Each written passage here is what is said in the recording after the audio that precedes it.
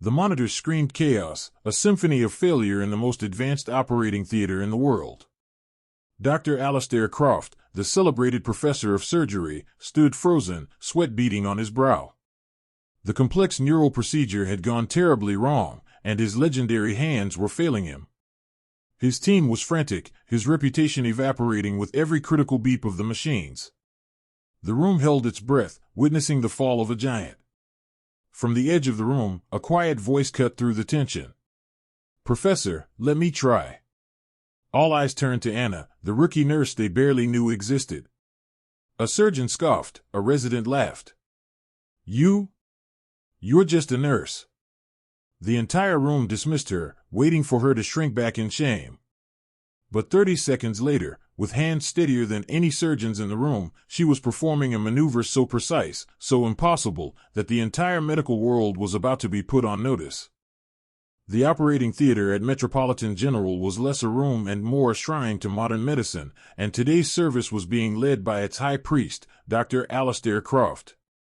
He moved with an unearned grace, his every gesture a testament to a career built on impossible successes and an ego to match. In the gallery above, a hushed crowd of students and visiting physicians watched him on the large 4K screens, their expressions a mixture of awe and envy. He was performing the Croft closure, a complex neural pathway reconstruction he had pioneered, and the procedure was meant to be the flawless finale to a week-long surgical symposium. In the corner, fulfilling her duties with quiet precision, was Anna. To the surgical team, she was just part of the room's machinery, a pair of hands to pass instruments, check vitals on a side monitor, and remain otherwise invisible. She had been at the hospital for 6 months, a rookie nurse still finding her footing in a world of giants. She watched Dr. Croft's hands on the monitor, marveling not at his fame, but at the mechanics of his work. Her mind didn't see a god at work, it saw a master craftsman, not unlike her grandfather, hunched over the impossibly small components of a vintage clock, his breathing slow and steady. The surgery was in its final, most delicate phase. Dr. Croft was navigating the labyrinthine passages of the brainstem, preparing to suture a microscopic nerve cluster. "Magnification to 120, he commanded, his voice echoing with authority. The screen zoomed in, revealing a pulsating, alien landscape of tissue and vessels. It was here, in this microscopic world, that the god began to falter. It started with a tremor, a micro-movement so slight that only Anna, tracing the path of the instrument with unwavering focus, seemed to notice. The tip of the neurosuture needle grazed a perilously thin arterial wall. A tiny crimson flower bloomed on the screen, a bleed no larger than a pinprick, but in this part of the brain, it was a death sentence. The patient's vitals, stable just a second ago, began a frantic dance across the monitors. An alarm, low and insistent at first, began its climb. "Bleed," Dr. Croft stated, his voice tight with annoyance, not concern. "Thorn, microcautery." Dr. Marcus Thorn, his ambitious resident, scrambled to respond, his movements betraying a flicker of panic. "Right away, Professor." Croft, dismissing Thorn's help, tried to clamp the vessel himself. But his usual confidence was gone, replaced by a rigid frustration. His instrument, a marvel of engineering, felt clumsy in his grip. The delicate tissue refused to cooperate. When he tried to apply a microclamp, his hand shook again, and the tear widened. The crimson flower was now a flowing river. The primary alarm shrieked through the theater, a piercing sound that signaled imminent catastrophe. The patient's blood pressure was plummeting. "What's happening?" Croft snapped, directing his anger at the room at large. "Why can't I get a hold on this vessel?" In the gallery, the reverent silence shattered into a flurry of urgent whispers. The students looked horrified. The visiting surgeons leaned forward, their faces etched with a grim, critical focus. They were no longer watching a masterclass, they were watching a train wreck. Dr. Thorn, desperate to be useful, stammered, "Sir, perhaps a different approach." "A temporary bypass?" "Don't be an idiot, Thorn." Croft roared, his composure completely gone. "A bypass here would shred the entire nerve bundle. Do you want to kill him on the table?" While the giants panicked, Anna remained still. Her eyes were locked on the monitor, not on the bleed itself, but on the tool failing to stop it. She saw the problem instantly. It was a matter of physics, of delicate mechanics. She remembered her grandfather's words as he'd held a tiny gear with a pair of tweezers. The tool must be an extension of your will, little bird. If it is not perfectly balanced, it will betray you. The microforceps were calibrated for standard grip, but the pressure from the bleed was altering the tissue's tensile strength. The tool was betraying him. Without thinking, she spoke, her voice cutting through the noise, quiet but shockingly clear. Professor, the instrument's tensional calibration is wrong. The pressure differential is causing it to slip. You need to decrease the grip pressure by 5% to compensate. The entire room fell silent. Dr. Croft slowly turned his head, his eyes, magnified by his surgical lenses, fixing on her with pure venom. It was the first time he had truly looked at her all day. Who said that? He demanded. Thorne pointed a trembling finger. It was her, sir. The new nurse. He spat the word nurse like an epithet. Croft stared at Anna, his face a mask of disbelief and fury. You're a nurse, he said, his voice dripping with condescension. You hand me instruments. You do not offer surgical advice. You do not speak unless spoken to. Do you understand? A few nervous chuckles rippled through the gallery. The other staff in the room stared at the floor, wanting to be anywhere else. Anna felt a hot flush of shame creep up her neck, but her voice was steady when she replied. Yes, doctor. But the calibration is still wrong. Ignoring her, Croft turned back to his impossible task. He tried to clamp the vessel again, applying more force this time, an act of sheer will against physics. And just as she knew it would, the instrument slipped again, catastrophically. The tear ripped open. The patient went into cardiac arrest. Code blue. Get the crash cart in here, someone yelled. The room descended into utter chaos. Nurses and technicians rushed in, shouting medical jargon. Dr. Croft stood paralyzed, staring at the screen where his perfect record was bleeding out. He was lost. His mind was a white wall of static. The god was gone, and in his place was just a man, terrified and helpless. It was in that moment of total failure, with the sound of the defibrillator charging in the background, that Anna stepped out of the shadows. She moved past the frantic team, her walk calm and purposeful, and stood near the operating table. She looked at the panicked, broken man who, moments before, had tried to erase her. Professor, she said again, her voice now devoid of deference, filled only with a quiet, urgent certainty. Let me try. For a moment, the only sound in the room was the rhythmic charging of the defibrillator. Dr. Croft stared at Anna, his mind struggling to process her words. The sheer, unmitigated audacity of her offer was so far beyond the realm of possibility that it broke through his panic-induced stupor. And then he began to laugh. It was not a sound of humor, but a sharp, ugly bark of derision that echoed in the tense operating theater. You, he sputtered, a wild, incredulous look in his eyes.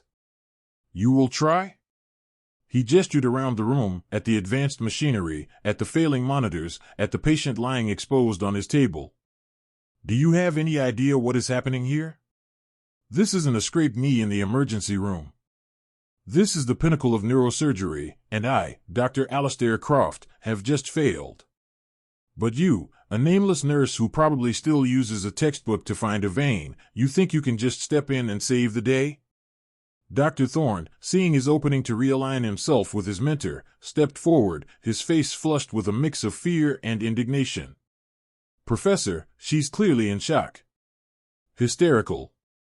Let's have security escort her out before she contaminates the sterile field. He turned to Anna, his voice a low, threatening hiss. What you are doing is reckless. It's insane. You'll be stripped of your license and blacklisted from every hospital in the country. Now get out. The gallery, which had been a sea of worried faces, now erupted with jeers and scornful laughter.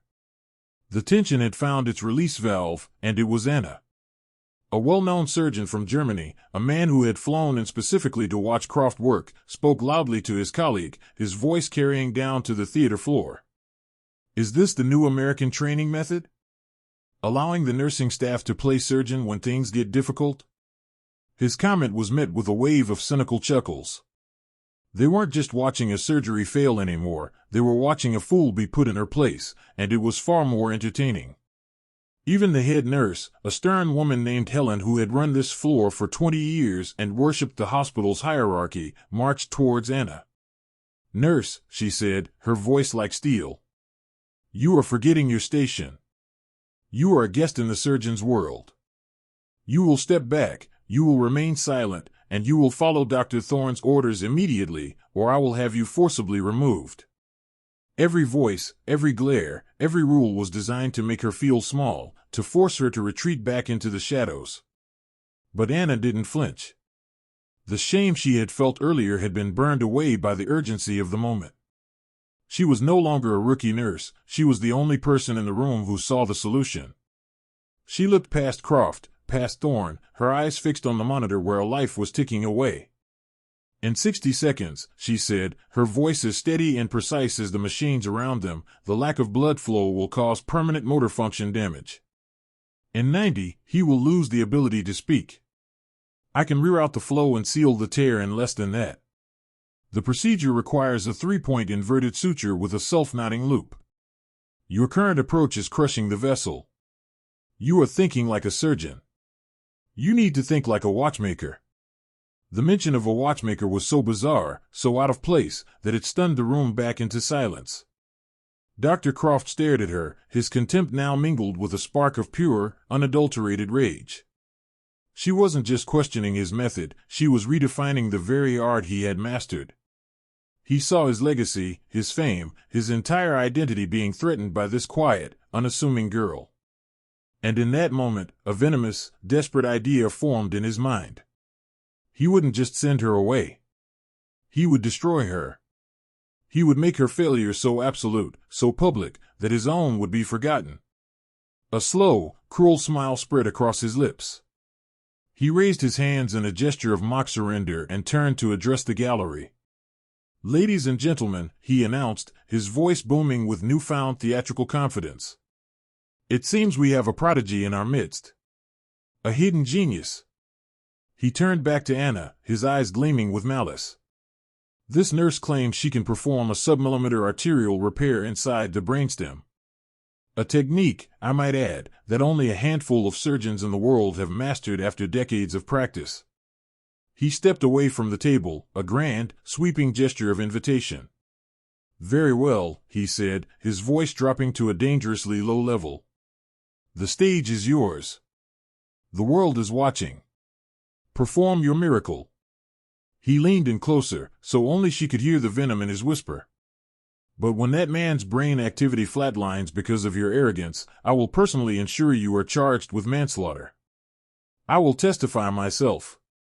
You will not just lose your job, you will go to prison." The challenge hung in the air, heavy and absolute. The team froze. The gallery fell completely silent. The impossible ultimatum had been delivered. They all expected her to crumble, to burst into tears, to beg for forgiveness. They waited for the rookie nurse to break. "Hey, before we see what happens next, can you do me a small favor? Right now, the whole world is trying to tear Anna down, to tell her she's not good enough, that she should stay in her place. If you've ever felt that way, or if you believe in the power of quiet courage, then hit that like button and subscribe to the channel. It takes just a second, but it lets me know that you're here for these stories, the ones about the underdogs who stand tall when everyone else wants them to fall. Your support means the world. Thank you for being a part of this." Anna didn't answer Dr. Croft's threat. She didn't even look at him. His words, his ego, his promise of ruin, they were just noise, distractions in a world that had suddenly narrowed to a single, critical task. She walked past him, her worn-out sneakers silent on the polished floor, and stood before the secondary surgical console. She closed her eyes for a single, long second, and in that moment of darkness, she wasn't in a hostile operating room. She was a child again, sitting at her grandfather's workbench, the scent of oil and old wood in the air, his voice a low hum in her ear. Breathe out the world, little bird. Breathe in the work. The work is all that matters. She opened her eyes. The work was waiting. Her transformation was instantaneous and absolute. The quiet, overlooked nurse was gone. In her place stood a figure of pure, undiluted authority. Her voice, when she spoke, was not loud, but it commanded the room with an unshakable certainty that cut through the lingering panic. I need the monitor magnification increased to 150, she said, her eyes locked on the screen. And recalibrate the primary robotic arm. Set the tremor filter to maximum and the oscillation variance to 0.3 millimeters.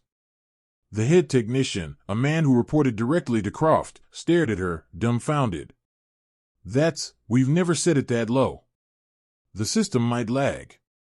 It won't, Anna replied, not unkindly. It just needs to be handled with less force.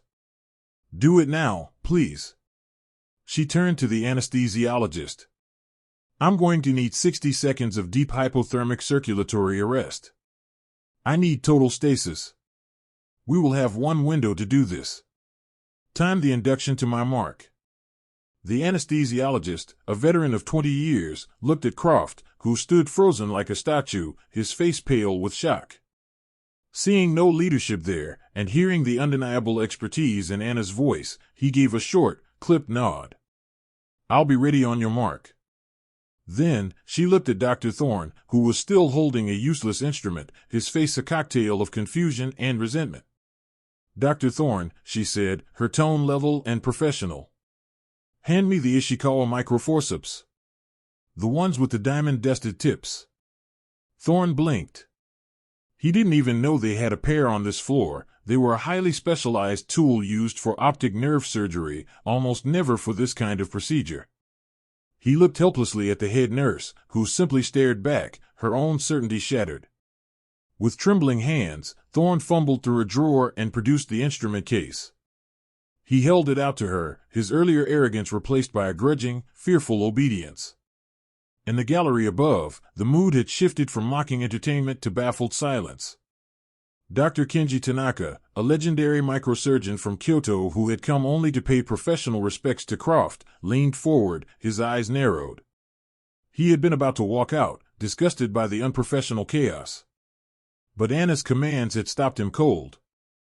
Circulatory arrest, he whispered to the surgeon beside him, his voice tight with disbelief. For a brainstem bleed? The risk of reperfusion injury is astronomical. It's suicide. He paused, watching Anna gently take the forceps from Thorne. But the robotic arm calibration, my God. She's creating a near-zero-gravity surgical field. She's compensating for the blood pressure by eliminating it entirely. His colleague stared at him. Who is she? Tanaka shook his head, his eyes fixed on Anna's hands. I have no idea. But look at her hands. There's no tremor. Not even a biologic one. It's impossible. Anna prepared her station with a series of fluid, economical movements. Every action had a purpose. There was no hesitation, no wasted energy. She was like a concert pianist arranging her sheet music, a master artisan laying out her tools. The entire operating theater, which had been on the verge of collapse, now bent to her silent, focused will. The team moved around her, following her quiet directives, their panic replaced by a strange, new sense of hope. She looked at the anesthesiologist and nodded once. I'm ready. Ready for circulatory arrest, he confirmed, his voice tense. The room was utterly still. The only sound was the low hum of the machines. The 60-second countdown clock appeared on the main monitor. Induce, Anna said, her voice a calm command in the deafening silence. Now. The patient's vital signs flatlined on the screen as his heart and blood flow were medically stopped. The clock began to tick down, 60. 59. 58. Anna's hands moved to the controls of the robotic arm. On the screen, the microscopic needle, a sliver of light, moved with impossible grace toward the shredded artery. She didn't pierce the tissue. She seemed to persuade it, to merge with it. She guided the needle through the first wall of the vessel, a maneuver so clean, so impossibly precise, that it left no collateral damage. Dr. Tanaka, in the gallery, gasped. It was a sound loud enough to make several people turn. "The enamel stitch," he breathed, his voice filled with awe. "I've only read about it in textbooks. It's a theoretical technique. No one can perform it." Down on the floor, Dr. Croft watched the screen, his mind finally catching up to what his eyes were seeing. That single, perfect stitch was a work of art. It was a miracle. And it was just the beginning. The first stitch hung on the screen, a single, perfect point of order in a world of chaos. But it was the second and third stitches that broke the laws of what was considered possible. Anna's hands flew across the robotic arms controls, not with the frenetic energy of a race against time, but with the focused, intricate speed of a master weaver at a loom. The needle didn't just close the wound, it danced, pulling the delicate tissues together, weaving a pattern of such complexity and grace that it looked less like a medical procedure and more like a work of art. The countdown clock was a relentless drumbeat in the background. 45. 44. 43. Dr. Croft could not breathe. His mind, once a fortress of medical certainty, was being dismantled brick by brick. He recognized the technique now, not from a surgical journal, but from an obscure theoretical paper he'd read a decade ago. It was a radical theory, proposing that microsutures could be tied in a way that mimicked the helical structure of DNA, promoting cellular regeneration on contact. The paper had been written by a retired Japanese clockmaker, a man with no formal medical degree, and Croft had laughed at it, dismissing it as the fantasy of an amateur. Now, that fantasy was being brought to life before his eyes, and the sheer, humbling genius of it was a physical weight crushing his chest. Every award he'd ever won, every article that had praised his name, turned to ash in his memory. He was a celebrated mechanic, but he was watching a true creator, an artist, and the gap between them was as wide and as dark as an ocean. Next to him, Dr. Thorne was visibly trembling. The mockery had evaporated from his face, replaced by the pale, clammy sheen of pure terror. He kept glancing from the screen, to Anna, and then to Croft's shattered expression. He had attached his career, his ambition, his entire future to Croft's star, but that star was collapsing into a black hole. He hadn't just insulted a rookie nurse, he had tried to silence a prodigy, and he had done it in a room full of witnesses. His mind raced, replaying his own sneering words, and each one felt like a nail being hammered into the coffin of his career. In the gallery, all pretense of professional decorum was gone. The visiting surgeons and students were crowded against the glass, their phones held up, recording. The whispers were no longer of scorn, but of reverence. Dr. Tanaka was now the unwilling narrator of a miracle, his voice barely a whisper but carrying the weight of authority. "Look now," he urged the surgeon next to him. "She is not just closing the artery. She is isolating the damaged nerve filaments, the blue ones there. She is guiding them, weaving them back into the vessel wall with the suture itself." His voice cracked with emotion. "This is not a repair. It is a reconstruction. A biological restoration at the microscopic level. If this holds, he won't just live. He will wake up with no neurological damage. None. It's perfect. What we are watching is perfection." The clock showed 15 seconds remaining. Anna was at the final, most critical step, the knot. The self-knotting loop she had spoken of. On the screen, the suture thread moved in a dizzying series of twists, turns, and inversions. It looked like a tangled mess, a fatal error. A collective gasp went through the gallery. Croft's eyes widened in horror, thinking she had failed at the last second. "She's lost it," Thorne whispered, a strange, desperate hope in his voice. "No," Dr. Tanaka breathed from the gallery above. "She's not tying a knot for now. She's tying a knot for the future. It's a tension knot. It will use the heart's own blood pressure to tighten itself." The clock ticked down, 05. 04. 03.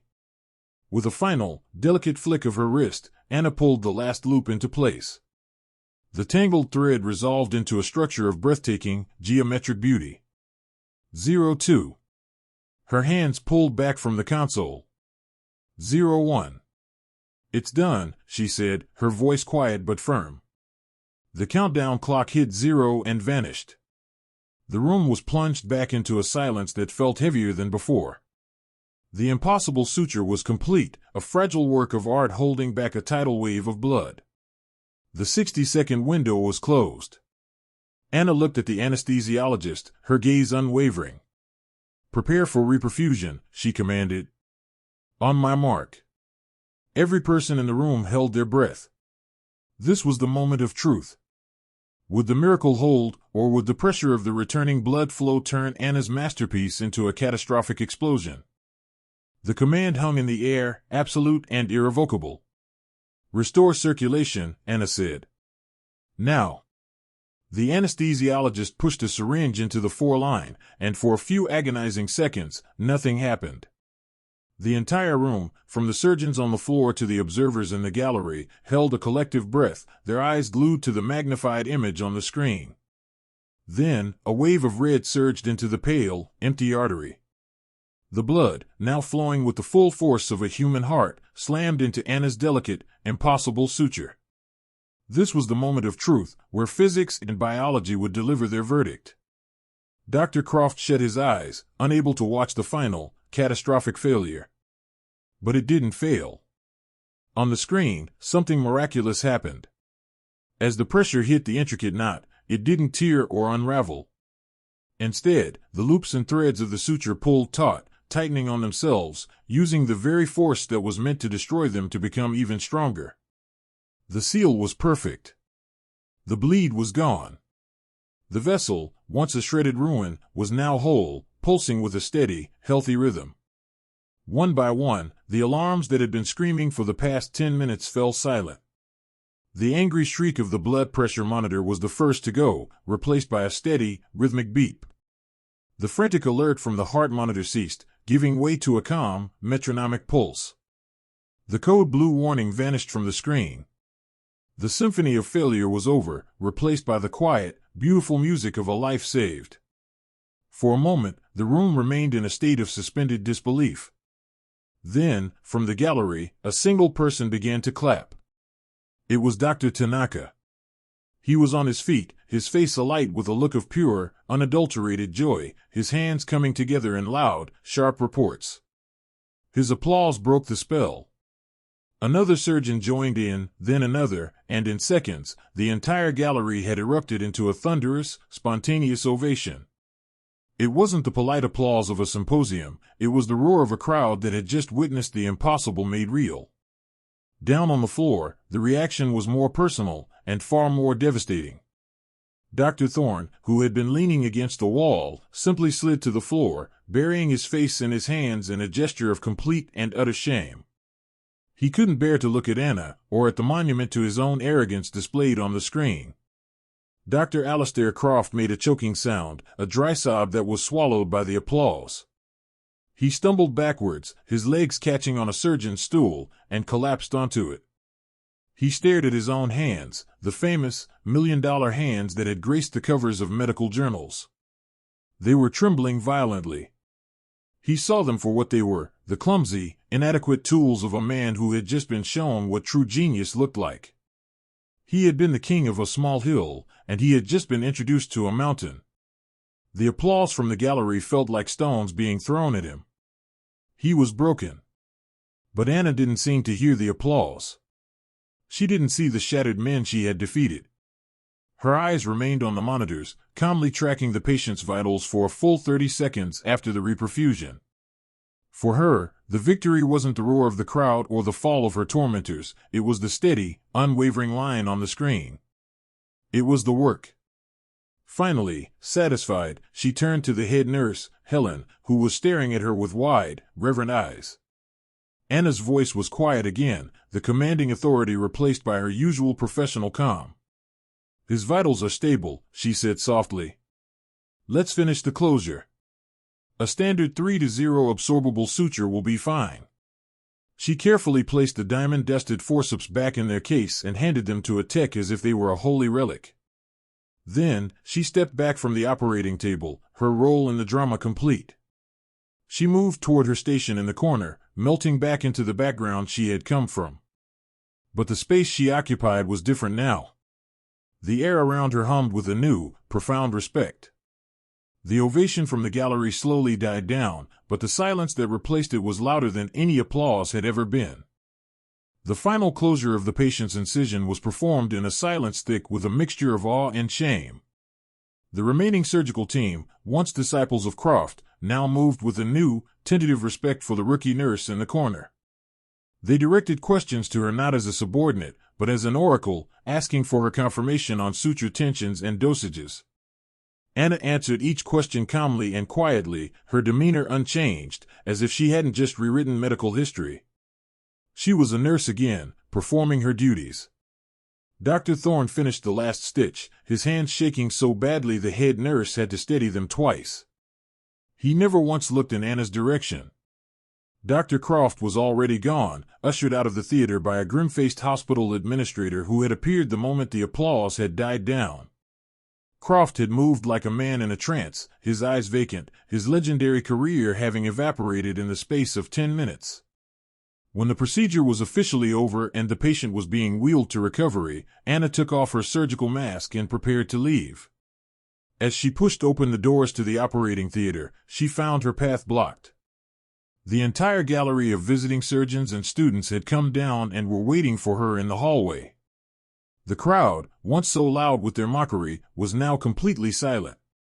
As she stepped out, they parted for her as if by some invisible signal, creating a clear path down the middle. At the front of the crowd stood Dr. Kenji Tanaka. As Anna approached, the world-renowned surgeon bowed, not a simple nod, but a deep, formal bow of profound respect that stunned everyone present. He spoke a few words in Japanese, his voice low and reverent, before looking up at her, his eyes shining with admiration. "In my country," he translated, his voice heavy with emotion, "we believe that true mastery is a form of conversation with the divine. Today, I did not see a surgery. I saw poetry. Thank you for the lesson, Master." Anna was taken aback, a deep blush rising on her cheeks. She was not used to being the center of attention, let alone being called master by a surgical legend. I just did what was necessary," she stammered, feeling the weight of their collective gaze. Others tried to approach then, to offer a clumsy apology or a breathless compliment, but Anna simply nodded politely, overwhelmed. "Thank you," she said to the crowd at large, and continued her walk down the hallway, her only desire to get back to the quiet anonymity of the nurse's station. Her victory was not in their adulation, it was in the steady, rhythmic beep of the patient's heart monitor she could still hear in her mind. The institutional justice, however, was already in motion, swift and merciless. Before the patient had even reached the ICU, Dr. Croft was sitting in his cavernous, wood-paneled office, flanked by the hospital's chief of staff and a stony-faced legal counsel. On the large monitor behind his desk, which usually displayed his own triumphant surgeries, a cell phone video was playing on a loop. It was shaky, filmed from the gallery, but the audio was crystal clear, his mocking laughter, his venomous threats, Thorne's sneering insults, and Anna's calm, steady voice. The video had already been sent from phone to phone, and it was only a matter of time before it hit the internet. "Your symposium is cancelled, Alistair," the chief of staff said, his voice cold and final. "Your surgical privileges are suspended, effective immediately, pending a full board review. I suggest you get your affairs in order." Croft didn't respond. He just stared at his own trembling hands, the symbols of his fallen empire. Dr. Thorne's reckoning came an hour later. He was not afforded the courtesy of an office meeting. He was summoned to a small, windowless administrative room. He was shown the same video. His sycophantic attacks on Anna, his call to have her removed, were now irrefutable proof of his catastrophic misjudgment and unprofessional conduct. "Your residency in the neurosurgery program is terminated," the administrator told him, not even bothering to look up from her paperwork. "You will be reassigned to the outpatient clinic in the North Wing to handle patient intake and paperwork." If you perform well there for a year, we can revisit your future. It was a death sentence. A promising surgical career, reduced to paperwork in a forgotten clinic.